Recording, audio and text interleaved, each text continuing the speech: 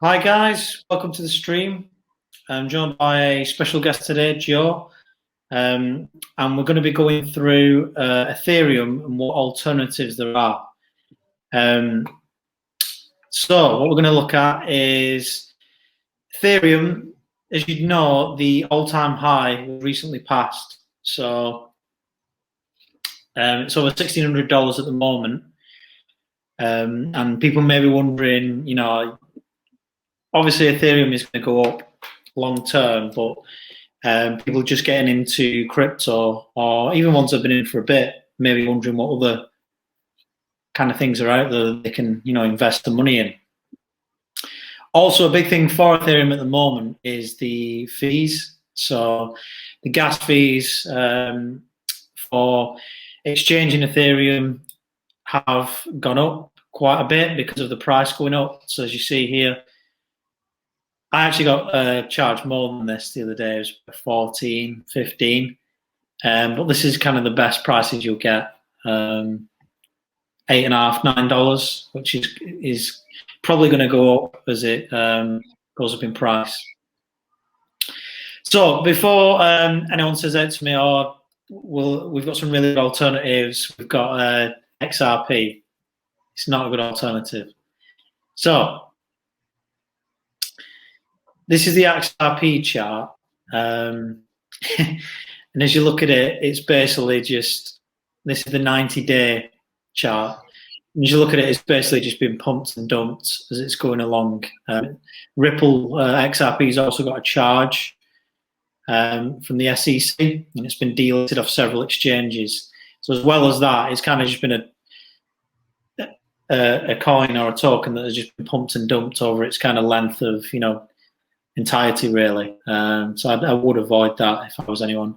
If you're looking at purely based on charts, something like Celsius has got like a nice kind of gradual incline, and also if you look at Ethereum, it's got like a nice gradual incline over a 90-day period. But anyway, so what are the alternatives? We're not going to talk about Celsius today. We're going to talk about other layer one solutions. So, Joe, what is it you wanted to kind of go through today? So, yeah, thanks for having me on the show. What I'm going to talk about is a coin, well, a crypto I like called Elrond. I'm going to talk about Sol as well, and another one called Algorand. I'm also going to look at Cardano. So I'm going to compare this to Ethereum as layer one solutions, just to give people an idea what else is out there if people wanted to invest in alternative coins. Just go through some of the research I've found and some of my opinions. Obviously not financial advice or anything like that. So if I share my screen. So yeah, I mean, Ethereum is a great option. Personally, for me, probably the best option in this bull market for the next year. If you're going to invest in crypto and you're new, I would recommend Ethereum because it's got so much technology behind it in terms of ERC tokens and other DeFi. The DeFi revolution from 2020 has been absolutely essential to this bull run for the last 6 months. You look at price changes in the last 90 days. It's been pretty crazy. So I'd say looking at smart contracts, you've got Ethereum, Cardano, Polkadot. You can have smart contracts built onto Polkadot, but for me, it's more of an interoperability cryptocurrency. So it's more about bridging different blockchains, but it does have that smart contract capability. So if we look at these three, you had Vitalik, who created Ethereum, Gavin Wood behind Polkadot, and Charles Hodgkinson behind Cardano. Now those three were actually all behind the beginning of Ethereum and the original development, and now gone the separate ways. So these three, in terms of smart contracts, have really strong teams and are good investments. Polkadot is obviously the new kid on the block, so to speak. So just looking at Cardano, which is fully a smart contract solution, and just take people to the roadmap. So we've had Byron and Shelley which is 2 stages of this overall roadmap named after artists, I think. So Shelley was decentralization. I think that was the end of last year. Next is Goguen, however you pronounce that. So this next step is the actual the launch of smart contracts on Cardano. So Cardano is a smart contract system that currently doesn't have any smart contracts. So for me, I don't personally have any investments in Cardano because I'd like to just see how this goes, really, how the smart contract launch goes. But you'd like to think, I think Cardano has been going maybe since 2015. You'd like to think that the infrastructure and the development, and they have got a good team, would be really, really good. And if we go back to the valuation of Cardano, it's got nearly a £10 billion market cap compared to Ethereum, which I think is 120 billion. So you're near enough 10% of Ethereum's market cap. So it's a decent rival. It could start to take some of Ethereum's space in the market, particularly if the smart contract launch goes well. And then you've got other developments, including scaling and governance, which is quite big in the industry. A lot of different cryptos have that now. So I think with Cardano, it's just a case of catching up and launching these technologies, and then I think well, personally, I can't see it going outside the top 10. Definitely not in this bull run. Just a tip for anyone new to invest in crypto: it's very, very cheap, 31p, but that doesn't necessarily mean it's going to go to £1,000. It's all about market cap, circulating supply. Just for anyone new. So Cardano's good, but let's see. I think it's March when Goguen comes out, so let's see how that goes. So another one that I like is called Elrond, which has the e-gold token. That's got a market cap of maybe less than 10% of Cardano, so 800 million market cap. So there's still room for manoeuvre there. Circulating supply is probably 85% of the total supply, which is important, so that's good for its value. And recently, I like to look at the last 90 days because there's been a lot of movement, particularly since Christmas. There's been a good rise. So, I mean, December 2020 it was £7. Now it's gone up again today to £56. And again, so, no pump and dump. Exactly. Yeah. So, we need to look for. Nice steady rise. There's ups and downs. I think there's been a new launch today, a new partnership, or maybe the last couple of days I've seen. So that might, I think in the bull run, it's important to look at this sideways as well. It's very rare that things are going down at the moment. Often you go sideways and then you go back up. So any of these sideways trends in any coins that people are interested in, it's a good time to get in. But eventually, I think it's going to go down at some point. So it's obviously, if anyone wants to invest, it's their decision. I'd recommend do your own research. But going back to Elrond, they've got a lot of experience in the team, a lot of development experience. It's good tech, and Elrond basically has or claims to have 1,000 transactions per second, which is much quicker than Ethereum at the moment. And it does this by using sharding and a proof of stake system. So Ethereum's proof of work at the moment, which is the same as Bitcoin, where you rely on miners to validate sort of blockchain transactions. Whereas proof of stake, the terminology is different now. It's validators. So miners really are a function of computing power. It takes a lot of energy to mine Bitcoin. There's a lot of mining farms in China, I think, that put a lot of power into actually mining the blockchain. So it's a bit of an unfair system because basically to get mining rewards, you have to have the most computing power, and not many people can compete with some of these mining farms. So the new idea is proof of stake, which means that anyone who stakes, I think with Ethereum it's 32 ETH, anyone who stakes that amount will then become a validator. the portion of Ethereum or any other crypto that they stake becomes a portion of what you can validate, I think. So it's a little bit fairer as a system, and it's quicker, it's more scalable, particularly with sharding, which basically just breaks up all the transactions and stops any clogging of the system. That's how I kind of understand it. So and this is the technology that's basically going to go into Ethereum 2. So this is the white paper. I'd recommend obviously having a read of it if you're going to invest in anything. Just to touch on the tokenomics of Elrond, as I said, the circulating supply is mainly out there, and this is the token release schedule. So we're somewhere around here now. So obviously it's showing there we've got 80% of the tokens out into the supply, which is about right. And every so often there's some more releases, you know, to any investors, anyone involved in the creation. So it's good tokenomics, good technology, good team, and I think obviously a great time to get in would have been December, but I think looking at the market cap, if you're looking at Ethereum alternatives, it's got a good chance of, you know, going even higher. Just picking up on your other point before as well. So Algorand is, was it there, 56 pounds if you buy in English, if you're looking at English money, and obviously Cardano was 30p, but Cardano's got a higher market cap, so it doesn't necessarily mean, you know, when people first get into crypto, they look at Bitcoin and think, oh god, it's 30k. Well, look, XRP is 30p. You know, look how far it's got to go. It just doesn't work like that.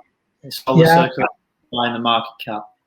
Absolutely, yeah. So, you know, anyone who doesn't know, circulating supply times the value will equal the market cap. So this total supply of 21 million, which is very similar to Bitcoin's actually, which is good. I think Cardano was 45 billion total supply, so that's why it's so cheap, you know.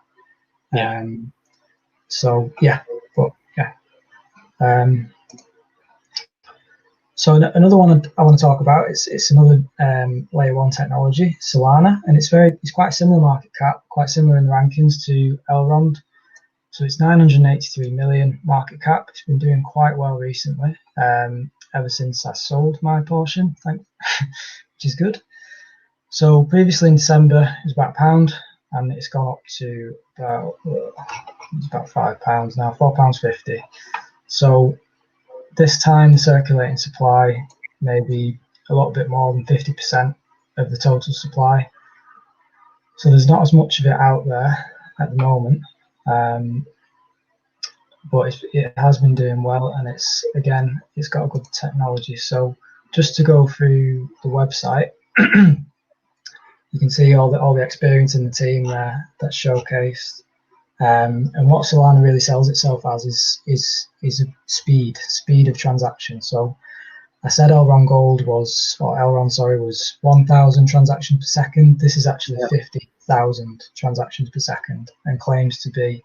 And I think on the website somewhere you can actually test this. I've never tried it, but so it's got a little testing thing here. You can try and break Solana if you want to, so people can check that out. So it's a really good website. It's got a lot of good things that explain all the technology behind it. I think one of the most important things is this proof of history. So we've talked about proof of work, proof of stake. This time we've got proof of history. I think I've got a short video here which just kind of explains that. Here's an analogy. So if snapshots of dye diffusion were scrambled, it's basically snapshots. It uses a snapshot system of the actual blockchain to make sense of what's happened in terms of the transactions. So it's much quicker, and obviously thanks to Medium for that video, much quicker than a lot of the rivals. But what I want to kind of look at now is this triangle. So this was made by Vitalik Buterin, the creator of Ethereum. He's claimed that you can't have all these three things when you create a smart contract system, or blockchain. So scalability, security, decentralization. Scalability kind of related to speed. So with Solana, I think where they've picked up the speed, maybe they're compromising sort of the security, decentralization, and that's a common challenge for all of them really, is to find a healthy balance between these three things. So I've had a look through the white paper. Again, would recommend anyone looking through this who's interested in the technology, and it does seem to suggest that the actual security, because it's so fast, is a little bit more of an afterthought than some other technologies from when I've read it. Obviously, I'd recommend anyone else read this and get your own idea, but I'm a little bit more dubious about the actual security with that system. And looking at the tokenomics, I mean, we're around sort of here now, January 2021, February 2021, and all these tokens have just been released into the ecosystem. Yeah, that is a bit of a concern. I mean, it's a strong buy here. I'm not sure why, because so it's been going up, it's been pumping up, and quite considerably. But whether it would sustain that, I don't know. I guess it depends on the people that have those tokens unlocked now, say the investors, things like that. If they believe in the project, want to hold on to the tokens, then that bodes well. But if they want to cash in, then that could obviously affect this growth, and it's not particularly a sustainable. It's not what you want to see, is it, when you go through tokenomics? You like to see the slow release, like Elrond, for example. That looks much healthier. Well, it's like Bitcoin. So, like Bitcoin, when you're mining it, the halving takes place, I think it's every 4 years. And then they say it'll be like the year 20. I'm sure someone said like year 2080, maybe, when when all Bitcoins are finally got to. So, do you know what I mean? It's like a slow, steady process, rather than just like here's everything in one go. But like you say, it's nice to see the slow, gradual release to obviously stabilize the price rather than just all at once. Yeah, definitely, much healthier. But I mean, I think I like Solana. I did have some Solana, but when I found out about the tokenomics, I sold it. It seems a good technology, but that's quite risky for me. Obviously, it's gone up since, but we'll see. We'll see how it goes next few months. So yeah, I mean, they're both good. One a little bit lower down, another layer one solution is Algorand with the Algo token. So at the moment that's 53p. It's quite cheap for each coin. It's got a market cap of 381 million, so about half of what we've just reviewed before. Circulating supply currently 800 million, but a total supply of 10 billion. So there's not that much of it out there at the moment. Looking at the chart, the last 90 days again, I mean, it's gone up, say, 25p to 50p. So it's been quite a healthy, steady rise, but not particularly as exciting as some of the other technologies, particularly DeFi. Anything DeFi has gone crazy lately. It's really been so. But just to look at the team, team's always something I take really seriously, and this guy, the founder, is actually, I think he's got a degree in the science behind cryptocurrency, and he actually created zero knowledge proof. So there he is there. So this guy's serious. Obviously, he's had a lot of experience in computer science, and if you're looking at teams and experience, I mean, this guy's obviously got it.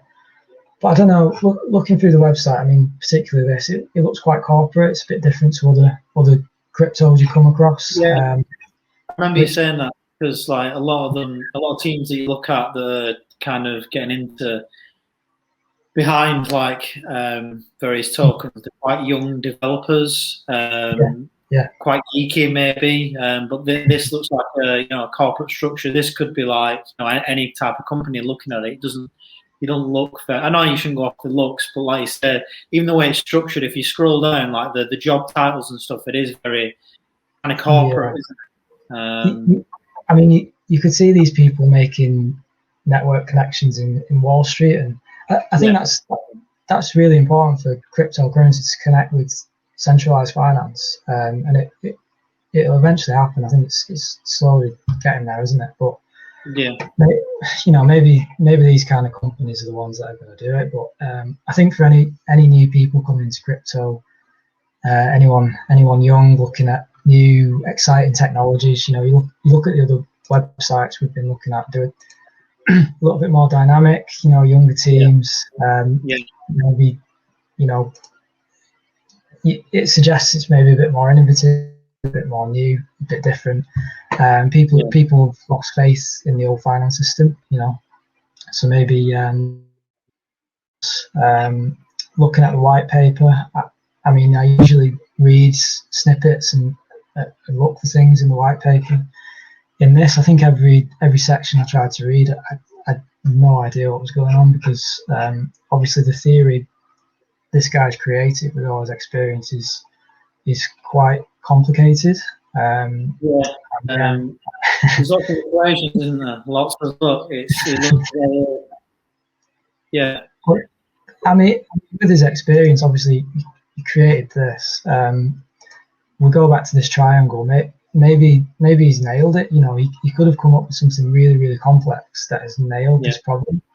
But at the same time, if no one understands it and they can't sell it or market it to our generation, then it's not going to get much investment behind it potentially. But I mean, in terms of tokenomics, there's obviously quite a lot of supply to come. That's the kind of release schedule, so it's quite early days yet, and there's quite a bit to release into the system. So I think really it's quite inflationary. But as a long-term bet, say if you weren't just focusing on this year, say if you were focusing on the next 10 years as an investment, particularly with the team behind it and the price, it's another good option, and it's not had any massive price jumps at all in this bull run. So it could be an outside chance to go up the rankings and have a good investment. But yeah, all interesting technologies, all good alternatives if anyone was really looking to branch out from Ethereum and different solutions. Yeah. What would you recommend out of them for then, if you were to kind of pick one to invest in? Being honest, I've not got Cardano. I think Cardano's good. I might get some Cardano. I've got some Elrond. I like Elrond. I did have Solana, sold it. I probably wouldn't go for Algorand. But again, I kind of recommend people just do their own research and see what they think. But for me, I think Elrond's a really good team, good technology, and good tokenomics. So So you've gone through Cardano, Elrond, Solana, and Algorand. If, say, people were looking at other tokens and they wanted to research other alternatives, when you're researching, what do you kind of look at when looking at a token? Obviously, we've discussed if you're just looking at a basic chart, you want to see a nice steady rise. You don't want to see it pumping and dumping. You want it to see the slow gradual rise. Obviously, it's going to go up and down on the way, but you mentioned that. What else would you personally look at? So yeah, I'd look at. I mean, what I like to do is, I think, as with anything, not just crypto, is have diverse portfolio, different investments. So say Ethereum's got a lot behind it. There's Ethereum, and there's all the ERC20 tokens, which is a lot in the table at the moment. So I think, say if something happened to Ethereum, if you had some different options, that would cover you. So I tend to look at market cap. I'm quite a fan of having circulating supply out there. just so there's not going to be any inflation dumped into the system. And if there is a lot of tokens to release, I like to check that they're going to be released gradually. I think that's important. And then it's all about fundamentals. I mean, I'm not a developer. I don't understand. I can't read code, but I can go through websites, white papers, and understand the market, what's out there. I mean, what's been big lately, DeFi. There's a lot of lending protocols. I mean, Aave has been like massive. Anyone who invested in Aave last summer is going to be absolutely raking it in now. So yeah, I mean, DeFi is big, but you think about what's in the centralized financial system. A lot of those, traditional financial, protocols are being introduced into crypto, like lending. There's also, yield farming. You get a lot more yield than you would in any investment central finance. So what kind of gaps are there in the market, and has anyone come up with a technology that's similar to, say, an Aave or a Compound, a good lending protocol, but that offers something else, something a bit different? So I'm always looking for something that's got an edge, basically, to the technology, or that's say like Elrond. It's similar to Ethereum, but it's brought out sharding, proof of stake system. That sounds good, and that's something that Ethereum is going to try and bring in with ETH 2.0. So in that case, it's good to have both. It's good to have Ethereum and some of the Ethereum ERC20 tokens. It's good to have Elrond. They've got different partnerships. And I basically recommend for people that they understand finance before they try and understand cryptocurrency, and they understand what the main coins do. So like Polkadot spoke about interoperability, similar to Cosmos. Chainlink as an oracle. Chainlink's another one I really like. So you've got different purposes with different coins. And if you have that diversification across your portfolio, then it's much lower risk. But also, what goes up comes down. So, you could lose it all. It's a bull market at the moment, but there will be a bear market at some point. So, as long as you're taking profits, I think that's essential. Well, yeah. Well, there you go, guys. The reason I brought John is because he is the king of research. Hope we've helped you, though, with quite a few tokens to look at. Obviously, the main thing is, I always say, do your own research, look into them if you want to invest in any. They're still quite good to get into at the moment. Obviously, weigh up the options, what you would feel you'd want to get into based on what we've discussed today. But yeah, that's everything for today. More videos will be coming our way. I'm sure Joe will be back on the channel very soon. And we shall see you very soon.